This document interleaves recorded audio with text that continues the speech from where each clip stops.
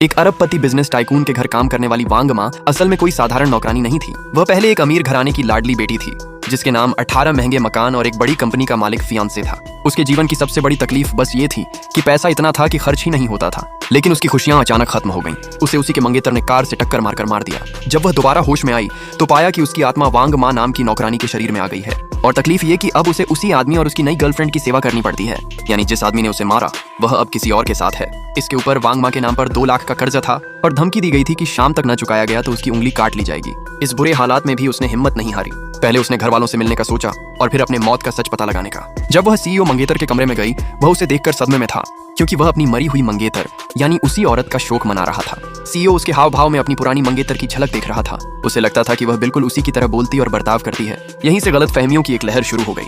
घर की चालाक लड़की जो सीईओ से शादी करना चाहती थी उन दोनों को साथ देखकर जलने लगी और उसने हर तरह से वांग माँ को फंसाने की कोशिश की।